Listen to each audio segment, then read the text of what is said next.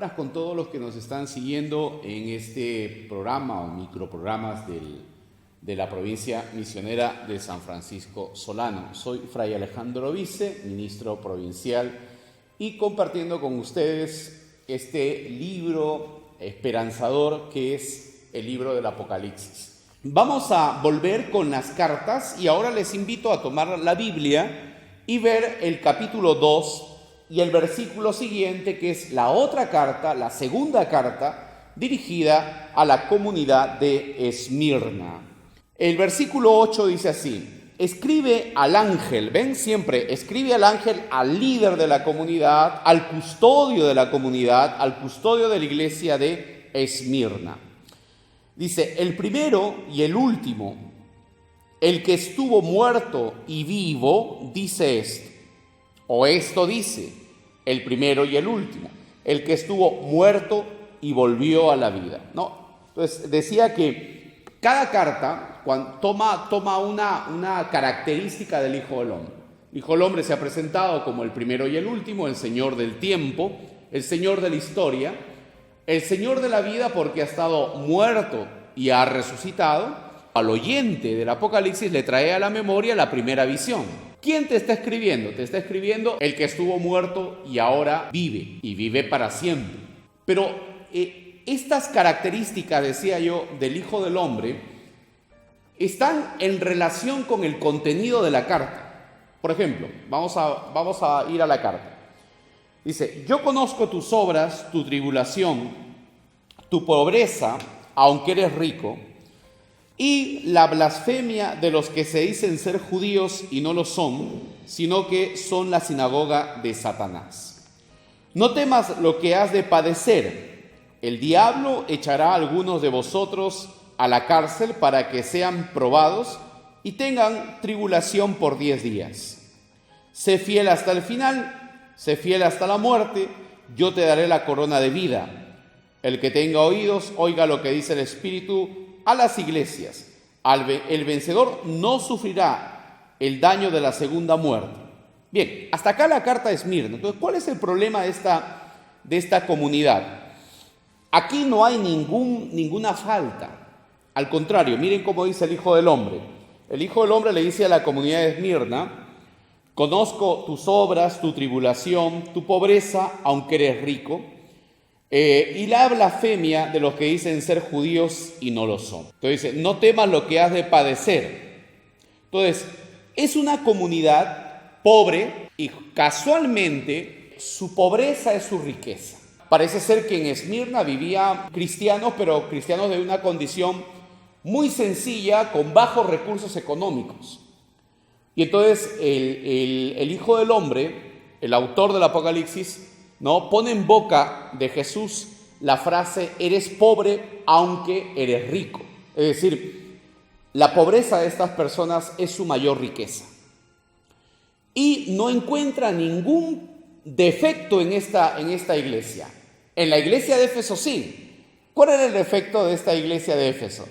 En la anterior iglesia su defecto era que había perdido el primer amor. Acá la iglesia de Esmirna parece ser que los cristianos han sido muy fieles a la fe, han sido perseverantes, y entonces eso pues les ha traído sufrimiento, tribulación, porque parece que en Esmirna era una ciudad donde había muchos judíos, una comunidad judía muy grande, y entonces la comunidad cristiana era pequeña y tenían que sufrir estas consecuencias donde la comunidad judía había blasfemado y calumniaba al ambiente cristiano. Entonces, recuerden que también vivimos en un ambiente donde el Imperio Romano quiere encontrar explicaciones a los problemas de Roma, a los problemas de la ciudad o a la política de Roma, a sus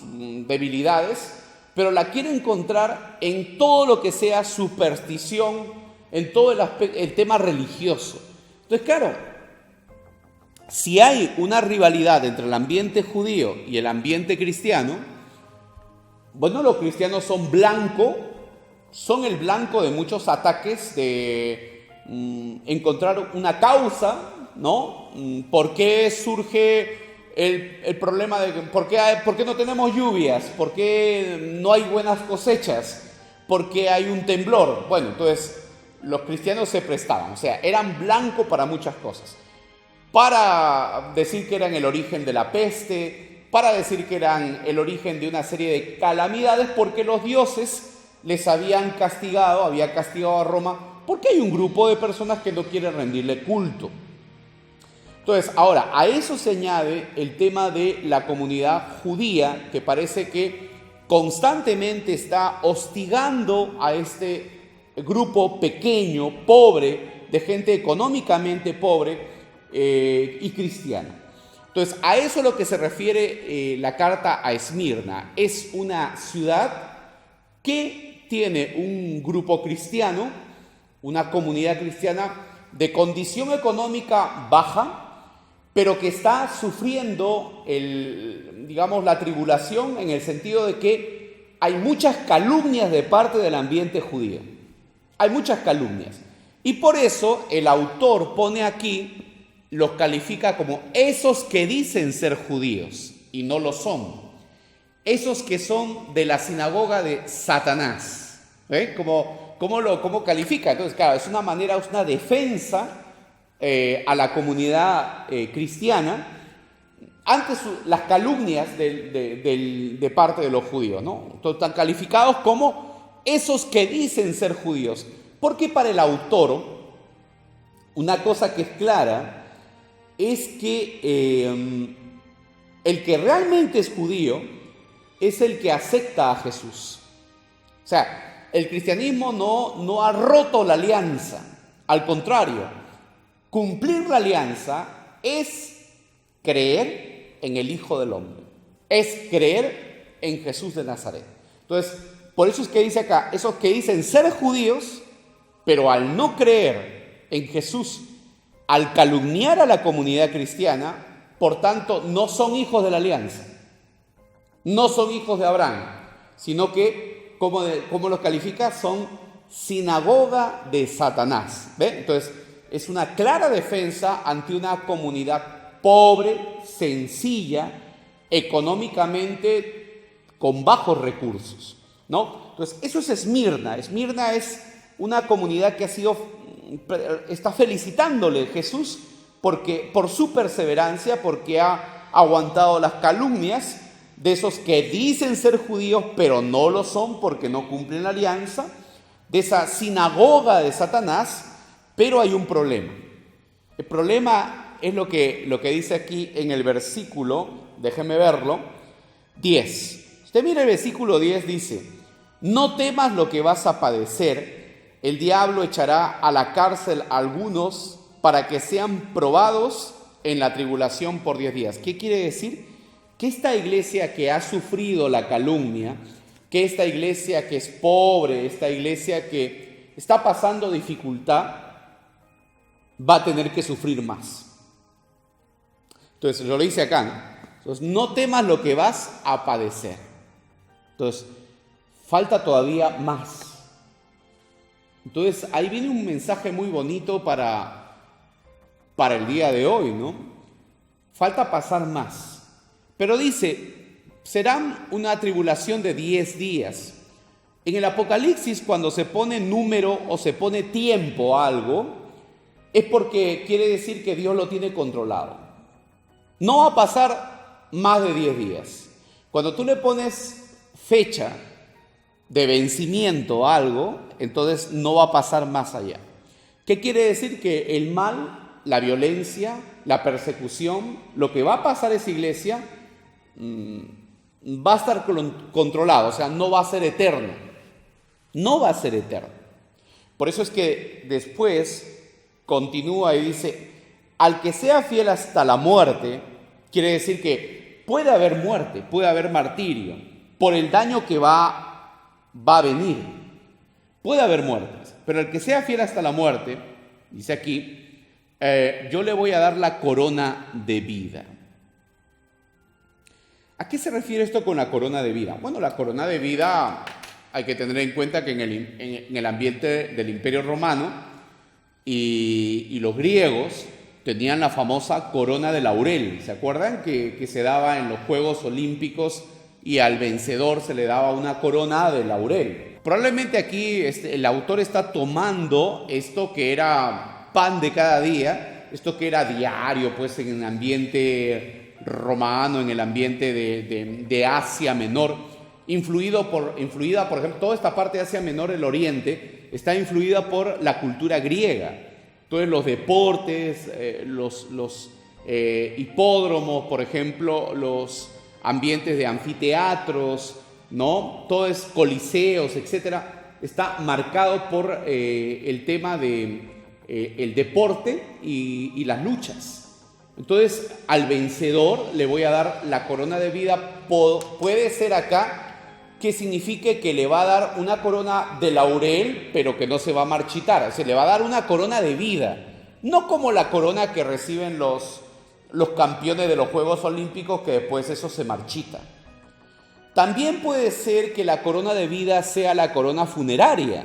Entonces, Esmirna podría ser que esa corona de los funerales sirva ahora para que el autor diga, ¿no? O ponga en la boca de Cristo esto de que yo les voy a dar una corona de vida si Roma, por ejemplo, le otorga una corona, ¿no? funeraria para aquellos que mueren en el campo de batalla o aquellas personalidades muy importantes, pues el Señor pondrá no una corona que se marchita, sino una corona de vida para aquellos que mueran por ser fieles a la fe.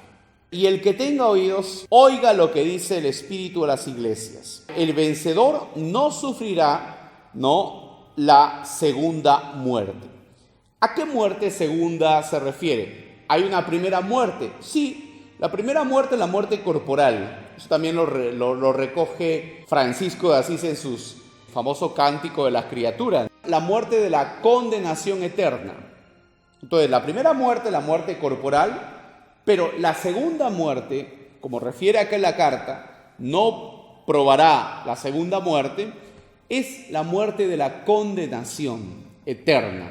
Entonces, fíjese que todo lo que promete el Hijo del Hombre al vencedor siempre son temas que tiene, o símbolos que tienen que ver con la vida eterna. En una palabra está diciendo, yo te daré la vida eterna si permaneces fiel, ¿no? En esta situación bueno, es una situación muy complicada, ¿no? Porque son pocos, son pobres, mantienen su fe y encima, aparte de la blasfemia del ambiente judío, el Hijo del Hombre le dice todavía queda más.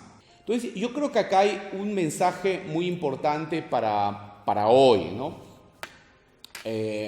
Para aquellos que no estamos, por ejemplo, en un ambiente tan violento como puede ser Siria o Egipto, o en otras situaciones, en otras circunstancias. Pero yo creo que sí hay una batalla que hay que luchar, y creo que la tiene que luchar el cristiano hoy. Son los valores, la filosofía, el pensamiento y el estilo de vida que nos impone la sociedad de hoy. Entonces, ¿podemos sufrir marginación por eso? Claro que sí, ¿no? Claro que sí. Por ejemplo, Jesús dice en las bienaventuranzas, felices los pobres de espíritu, porque de ellos es el reino de Dios, de los cielos. De ellos es el reino de los cielos. Es interesante porque pobre de espíritu, el espíritu es algo interior. Está diciendo felices los que interiormente han decidido ser pobres. Entonces, ¿cómo hoy en día alguien decide ser pobre cuando todos tienen obsesión por tener, poseer, comprar, ¿no? Y pensar que la felicidad viene por el tema de la comodidad. Mientras más cómodo, tienes una vida más cómoda, más feliz es. Si nosotros aplicamos el Evangelio, hay una serie de valores que nos ponen en contracorriente con la sociedad actual. El religioso, la religiosa, el cristiano, ¿no?, comprometido en la parroquia, el catequista. Entonces, también pasa estas situaciones de un contexto social, de una situación que se mira la vida, pero no con los ojos del Evangelio. donde no cuentan las otras personas, donde, digamos, los principios fundamentales se traicionan y donde no se habla de fidelidad ni de perseverancia en ideales, casi en pocos ideales, ¿no? Pero hablando del Evangelio, sí es un desafío el día de hoy mantenerse. O sea, es un desafío el día de hoy, por ejemplo, perseverar. Es un desafío, es un reto, ¿no? Mantenerse en la fe. Entonces, es aquí donde el libro del Apocalipsis cobra vida.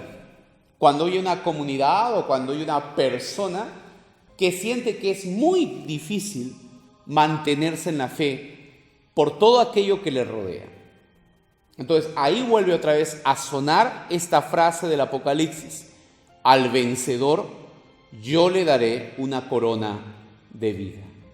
Bueno, les dejo con esta idea para todos ustedes, cristianos de a pie, ¿no? Religiosos, sacerdotes o personas comprometidas, consagradas al Señor todos por nuestro bautismo.